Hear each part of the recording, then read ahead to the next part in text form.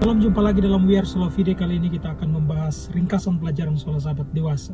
Selama sepekan ini melewati Laut Merah, Keluaran pasal 14, 13 dan 14. Tetapi berkatalah Musa kepada bangsa itu, janganlah takut, berdirilah tetap dan lihatlah keselamatan dari Tuhan yang akan diberikannya hari ini kepadamu. Sebab orang Mesir yang kamu lihat ini tidak akan kamu lihat lagi untuk selama-lamanya. Tuhan akan berperang untuk kamu dan kamu akan diam saja. Di Musa, Tuhan sudah memperingatkan Firaun bahwa untuk keluarnya bangsa Israel dari Mesir ada ancaman kematian anak sulung kepada orang Mesir. Peristiwa besar atau peristiwa Paskah di mana setiap rumah dari orang Israel harus diberikan tanda sehingga ketika kematian anak sulung itu ada di sekitaran Mesir, orang Israel bisa terbebas. Ketika kematian anak sulung terjadi di seantero Mesir, kalau kita lihat Keluaran pasal 12 ayat 33, orang Mesir juga mendesak dengan keras kepada bangsa itu untuk menyuruh bangsa itu pergi dengan segera dari negeri itu, sebab kata mereka nanti kami mati semuanya. Dari orang Mesir ini Bapak Ibu sekalian sebenarnya bukanlah ungkapan yang tulus atau ungkapan penyesalan, tapi di sini melainkan keinginan agar kehancuran bagi orang Mesir pada waktu itu dihentikan. Ini adalah tipologi di mana Israel dibebaskan oleh Allah sendiri karena mereka adalah merupakan anak sulung daripada Tuhan yang memang diasingkan di dalam rencana keselamatan Tuhan. Keluaran pasal 13 ayat 2 Allah kembali menekankan, kuduskanlah bagiku semua anak sulung, semua yang lahir terdahulu dari kandungan pada orang Israel, baik pada manusia maupun pada hewan. Akulah yang empunya mereka. Tuhanlah yang mempunyai anak sulung atau orang Israel. Pertanyaan, siapa anak sulung daripada Tuhan di saat ini? Ya tentunya gereja saat ini adalah Israel rohani. Oleh karena itu kita semua harus mati untuk dikuduskan bagi Tuhan. Tetapi ada pribadi yang telah mati menggantikan kita.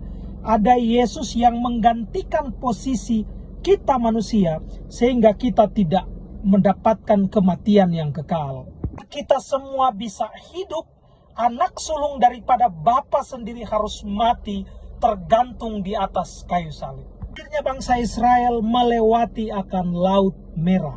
Keluaran pasal 14 ayat 13 dan 14. Tetapi berkatalah Musa kepada bangsa itu, janganlah takut, berdirilah tetap dan lihatlah keselamatan daripada Tuhan. Ketika mereka akan melewati Lautan Merah ini, bahkan sementara melewati, keraguan-raguan timbul di tengah-tengah bangsa Israel.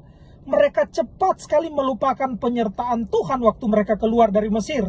Tetapi saat ini mereka tiba pada keraguan. Kembali melalui Musa, Tuhan katakan, jangan takut, berdiri teguh, lihatlah pada keselamatan. Tuhan akan berperang untuk kamu. Keluaran pasal 14 katakan. Bapak Ibu sekalian, Keluaran pasal 14 ayat 5, Allah memberi satu perintah kepada umatnya untuk tetap berjalan saja. Begitu juga dengan kita. Kita diberikan perintah berjalan bersama dengan Tuhan. Tuhan akan berperang bersama dengan kita. Mujizat spektakuler yang dibuat Musa, yaitu Musa mengangkat tongkatnya dan laut terbelah, sehingga Israel dapat menyeberangi tanah yang kering. Luar biasa penyertaan Tuhan. Malaikat Allah dan tiang awan berdiri di antara perkemahan Israel dan perkemahan orang Mesir. Pada malam hari tiang menjadi kegelapan bagi orang Mesir dan terang bagi orang Israel. Ada tiang awan dan tiang api yang menyertai bangsa Israel. Waktu itu terjadi kejar-kejaran, orang Mesir mengejar bangsa Israel, tetapi ketika mereka sampai di tengah, tiba-tiba laut itu tertutup kembali dan begitu banyak orang Mesir, pasukan Mesir yang mati. Ketika mereka lewat dari peristiwa yang naas ini Bapak Ibu sekalian, Wahyu pasal 15 ayat 3 mencatat ada nyanyian Musa. Dan mereka menyanyikan nyanyian Musa hamba Allah dan nyanyian anak domba. Bunyinya besar dan ajaib segala pekerjaanmu ya Tuhan, Allah yang maha kuasa, adil dan benar segala jalanmu ya Raja segala bangsa. Dialami oleh bangsa Israel ketika keluar dari Mesir, itulah yang juga terjadi di akhir zaman ini. Kadang-kadang kita ragu oleh penyertaan Tuhan.